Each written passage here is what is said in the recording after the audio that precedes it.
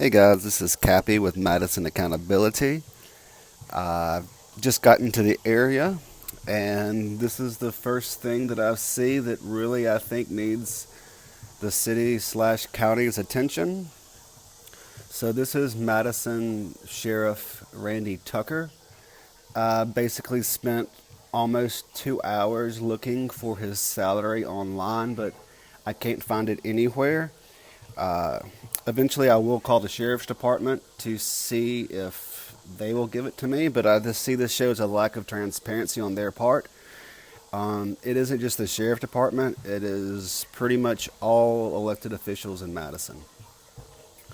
So, so today's video, I'm just going to go over some of Randy Tucker, who at least makes about $102,000. That's the best information that I could get. That's the top 90% of sheriff deputies in the state, and in Madison, and Madison being the richest city in the state, I can see that being right, right about correct, 90% to the 100 percentile, 102 to $110,000 per year.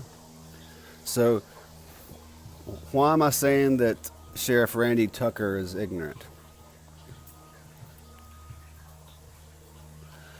So we have Initiative 65 coming up for this election in November.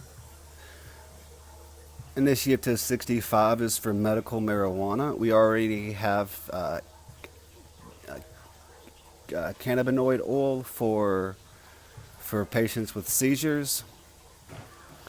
This would allow smokable and edible marijuana for the most part. It's been broken up into two sections, Initiative 65 and Alternative 65A. The two versions of medical marijuana amendment are on the ballot in Mississippi.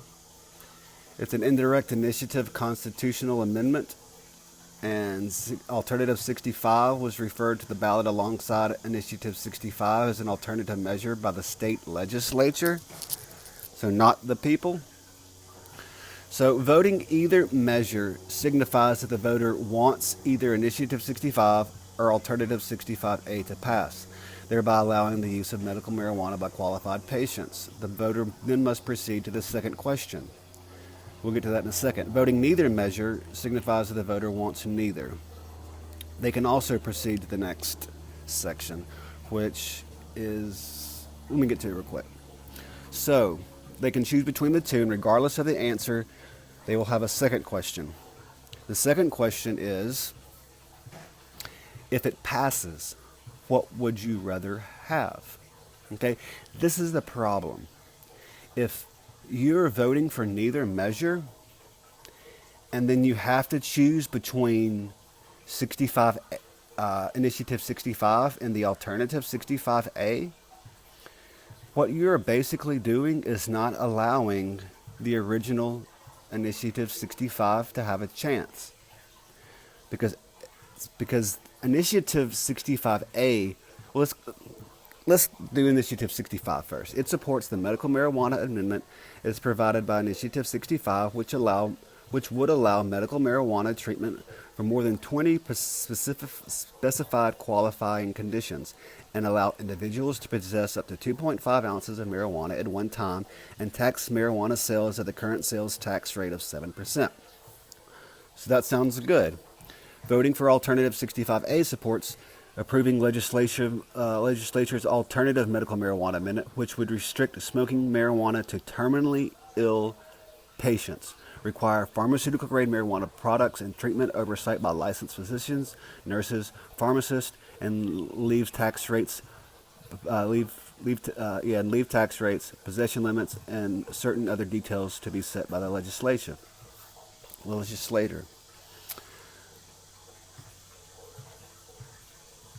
So, if you're not voting for either measure, then you have to choose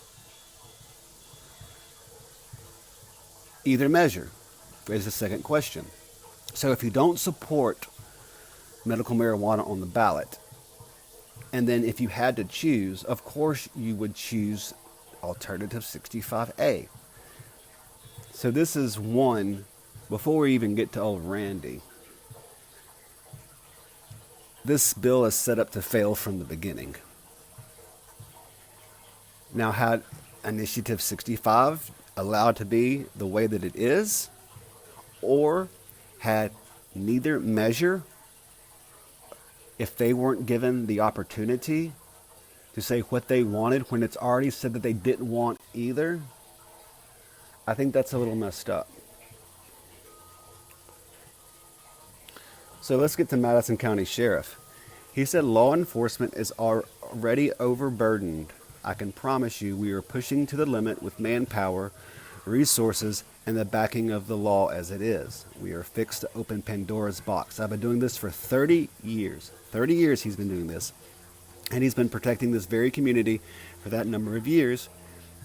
And he has yet to see anybody put one piece of evidence, scientifically or medically, in his face that says it's medically proven, a medically approved drug. To call it medical marijuana, medical ice cream, whatever you put the word medical before, it doesn't make it medical unless it's truly a medical product.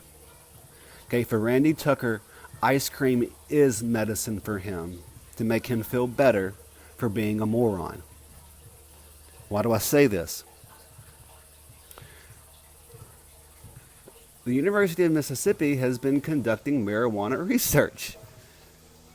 His own state. UM's research interests include studies of the botanical, pharmacological, and chemical properties of the cannabis plant, in addition to supporting the research community through UM's participation in the National Institute of Drug Abuse drug supply program. Ole Miss collaborates with industry partners in support of the development and commercialization of FDA-approved drug products derived from cannabis. UM's expertise in drug delivery is used to develop optimized formulations for evaluations in animal models and human clinical trials. And they've been federally funded by the United States government for 52 years. University researchers observe half century of growing contract.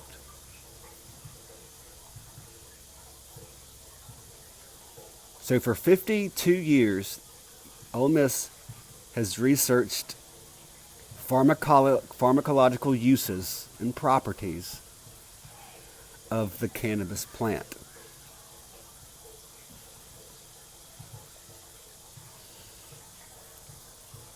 So Mississippi House Democrats said Alternative 65A is designed to confuse voters by placing a similar initiative on the November's ballot to dilute the vote to legalize medical marijuana.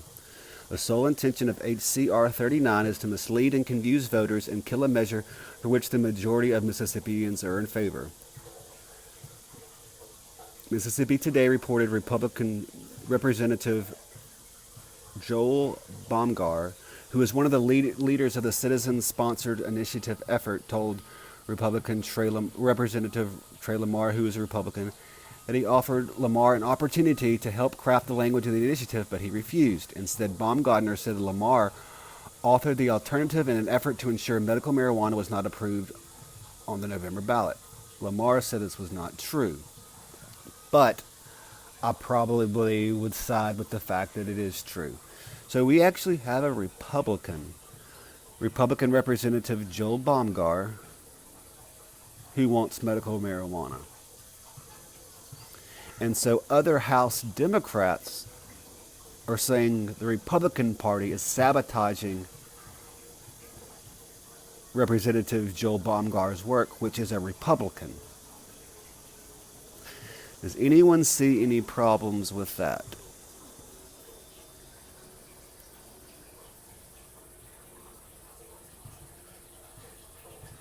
So yeah.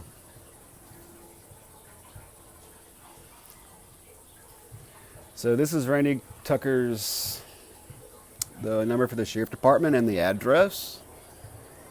Do not call them to let them know how ignorant they are. Do not let Randy Tucker know that what he's asking for has been around for at least 52 years being researched. Maybe he's a State fan. Maybe he likes the Bulldogs. That's his right to do so. However, if he is ignoring studies from an institution who is being sponsored by the federal government to research the chemical compounds and the pharmacology of cannabis, how does he not know about this yet? Thanks, guys, for sticking around. I'm Cappy for Madison Accountability.